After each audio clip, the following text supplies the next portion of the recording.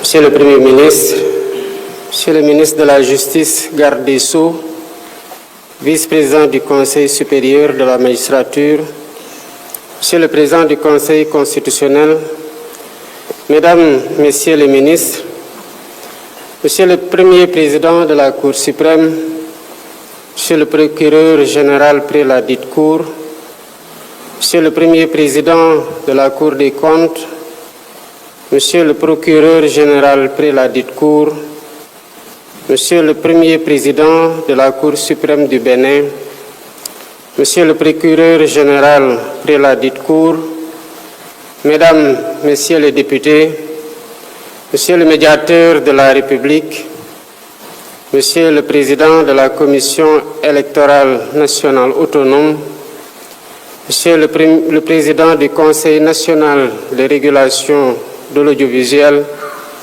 Mesdames, Messieurs les ambassadeurs et chefs de mission diplomatique, Messieurs les officiers généraux, Messieurs les anciens chefs de la juridiction suprême, Mesdames et Messieurs les recteurs, doyens et professeurs d'université, Monsieur le bâtonnier de l'Ordre des avocats, Monsieur le dauphin du bâtonnier de l'Ordre des avocats, Mesdames, Messieurs les magistrats, Mesdames, Messieurs les avocats, Madame, Messieurs les présidents des ordres professionnels, Mesdames, Messieurs les administrateurs des griffes et greffiers, Mesdames, Messieurs les autorités administratives et territoriales, autorités religieuses et coutumières, Mesdames, Messieurs, en vos rangs, grades et qualités, honorables invités. Je me réjouis d'être avec vous ce matin pour la cérémonie solennelle de rentrée des cours et tribunaux qui constitue un moment important de la vie de nos institutions. Ce rendez-vous républicain offre toujours l'occasion au pouvoir exécutif et judiciaire d'échanger sur des thématiques qui sont au cœur des préoccupations de la cité.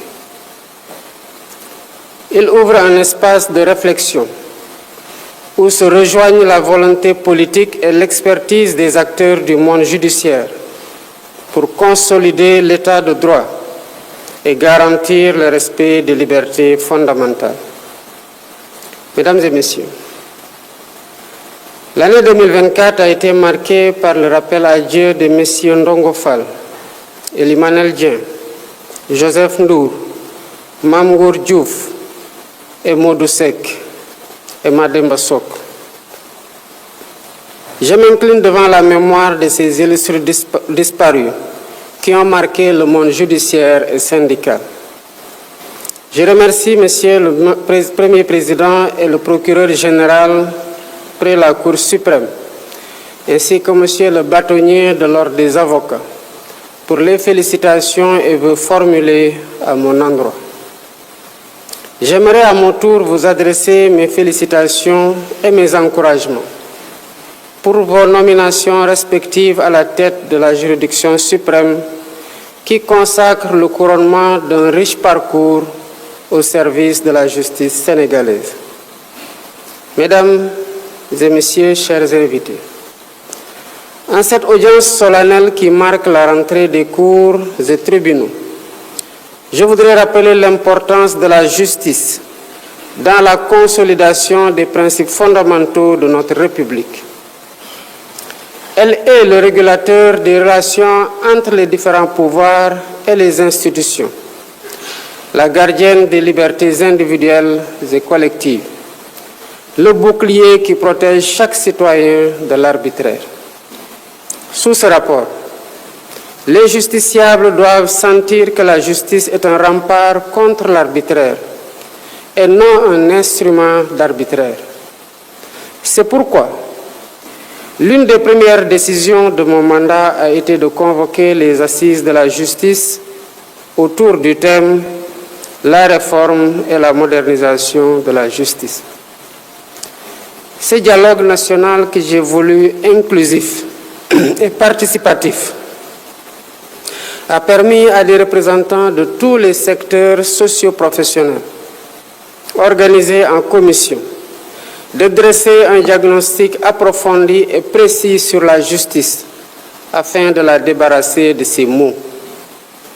Ces commissions ont formulé par la suite des recommandations dont la mise en œuvre permettra d'humaniser le visage de la justice, de rendre plus performant le service public de la justice. D'ores et déjà, j'ai mis en place le comité de rédaction des recommandations consensuelles issues des assises de la justice. Ce comité a pour mission de matérialiser les réformes nécessaires afin, entre autres, que les exigences de l'état de droit soient mieux prises en charge par les acteurs du monde de la justice. En effet, il faut rapprocher la justice du peuple au nom duquel elle est rendue. Le monde judiciaire a des défis immenses à relever et doit s'ouvrir au questionnement, à la remise en cause, au changement et à la modernisation. Il doit nécessairement s'ouvrir à l'instar de tous les corps de la République, au monde extérieur, car l'exigence d'un contrat social repensé nous interpelle tous. Un système clôturé à lui-même ne permet pas de faire peuple. Gardons-nous tous de la tentation de l'entre-soi et du repli. Monsieur le Premier Président, j'ai écouté avec beaucoup d'intérêt vos contributions.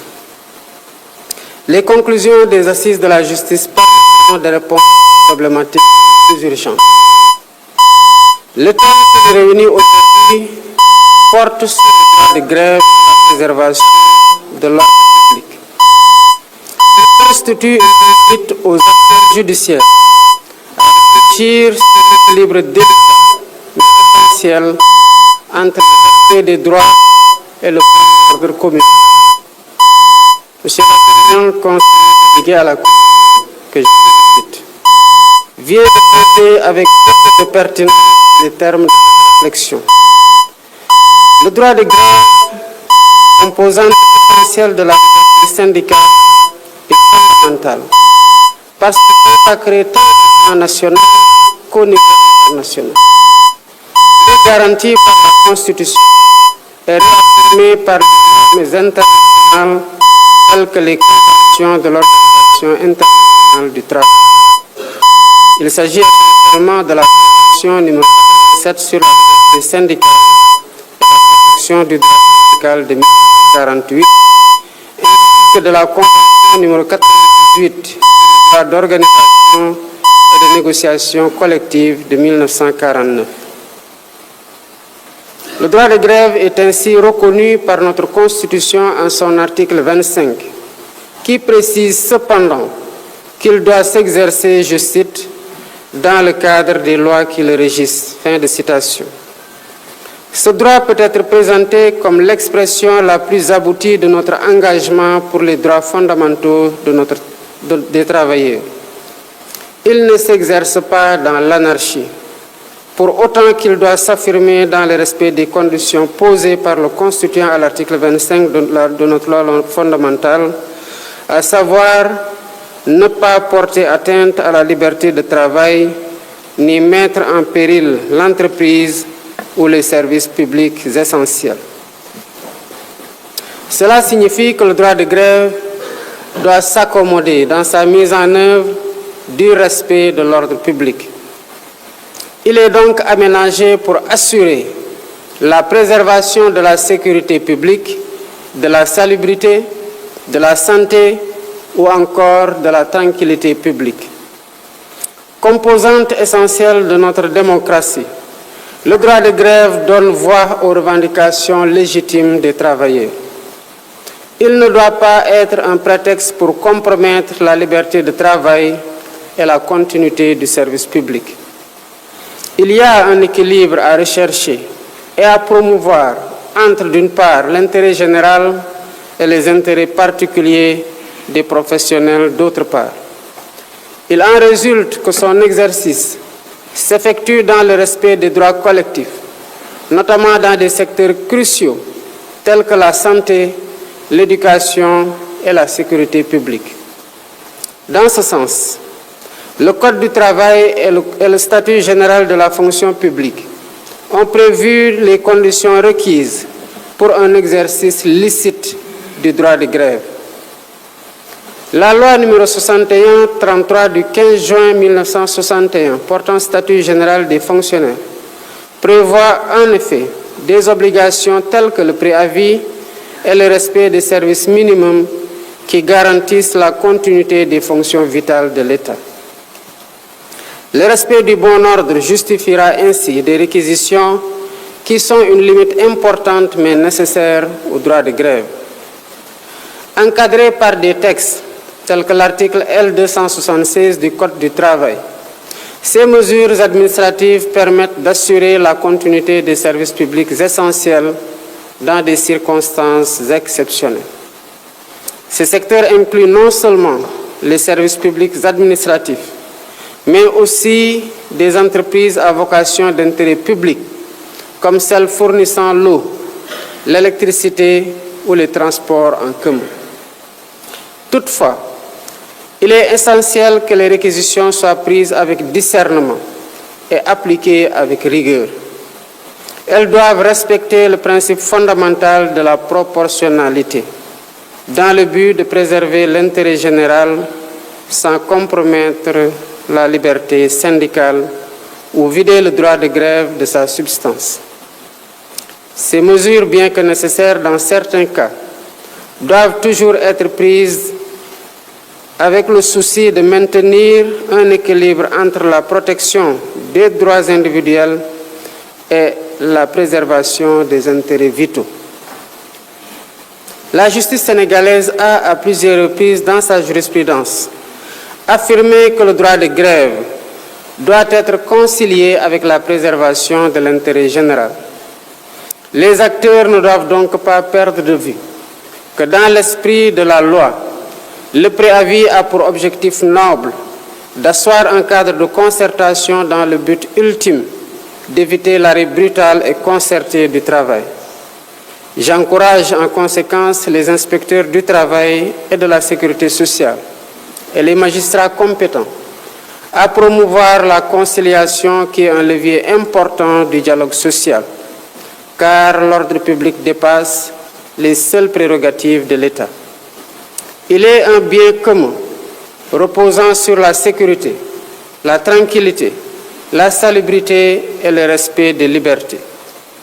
Le Haut Conseil du dialogue social, qui a pour mission de procéder à des facilitations et à des médiations entre les acteurs sociaux, a également son importance dans la préservation de la stabilité dans le monde du travail. Dans ce sillage, le gouvernement dirigé par le Premier ministre, M. Ousmane Sonko, s'est engagé à renforcer les cadres de dialogue entre les différentes parties prenantes que sont les travailleurs, les employeurs et les autorités publiques. Au demeurant, le succès de l'agenda national de transformation Sénégal 2050 repose sur notre capacité à garantir une stabilité politique et sociale durable et à coordonner les efforts de tous les Sénégalais. La justice doit être garante en dernier ressort de la stabilité sociale. Chaque juge, dans l'intimité de sa conscience, doit toujours interroger son propre rapport à l'éthique et à la vérité, et dire le droit sans céder à l'injustice. La justice doit participer à cet effort d'introspection pour fortifier notre cohésion nationale, pour que plus jamais la récente histoire qui a traversé la période 2021-2024 ne se reproduise. Pour le droit de grève, je vous informe que les services techniques compétents travaillent à l'élaboration des réformes juridiques visant à clarifier davantage les conditions d'exercice du droit de grève dans les secteurs stratégiques. Par ailleurs, des mécanismes alternatifs de règlement des conflits collectifs de travail, à savoir l'arbitrage et la médiation, seront consacrés par ces réformes. Je saisis donc cette occasion pour appeler à un exercice responsable du droit de grève. La défense des intérêts professionnels ne doit jamais se faire au détriment de la paix sociale et de la stabilité de notre nation. J'invite la justice, gardienne de nos droits et libertés, à nous entraîner dans cette démarche avec impartialité et rigueur, en veillant toujours à promouvoir la paix sociale dans notre pays. Les employeurs et l'État doivent quant à eux accorder une attention bienveillante aux revendications légitimes des travailleurs. Ensemble, construisons un Sénégal où les droits de chacun s'expriment dans le respect de l'intérêt général, un Sénégal de liberté, un Sénégal de justice, un Sénégal de prospérité.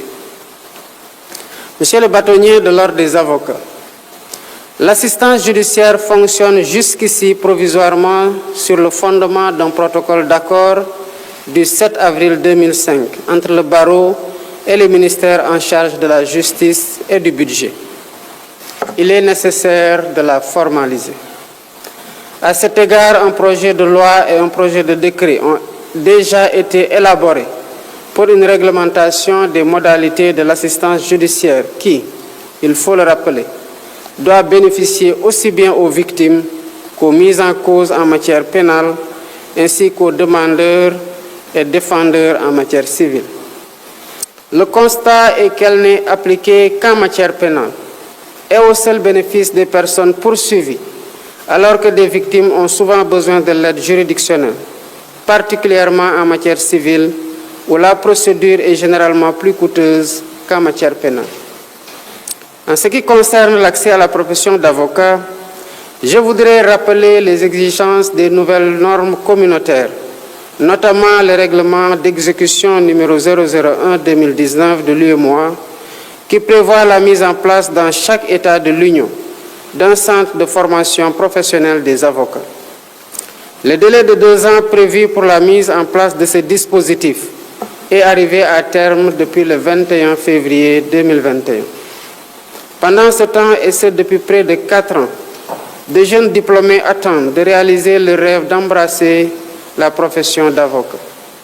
Pourtant, l'article 8 du dit règlement permet, en l'absence d'un centre de formation, de recourir à une structure d'enseignement supérieur en droit reconnue par le Conseil africain et malgache de l'enseignement supérieur CAMES, ou à une structure nationale de formation judiciaire pour la tenue des cours préparatoires que doit suivre chaque candidat avant de se présenter à l'examen d'aptitude à la profession d'avocat. Au demeurant, il résulte de l'article 3 du règlement que les barreaux, en relation avec le ministère en charge de la justice, sont responsables de l'organisation du certificat d'aptitude à la profession d'avocat. C'est pourquoi, Monsieur le bâtonnier, je vous invite à prendre contact dans les meilleurs délais avec le ministre de la Justice, garde des Sceaux, afin de définir avec lui les modalités d'organisation de ces cours préparatoires préalables à l'examen d'aptitude à la profession d'avocat. Pour conclure, je salue les efforts du garde des Sceaux, ministre de la Justice et de ses équipes, ainsi que de tous les acteurs du monde judiciaire pour la préparation et la parfaite organisation de cette rentrée solennelle des cours et tribunaux.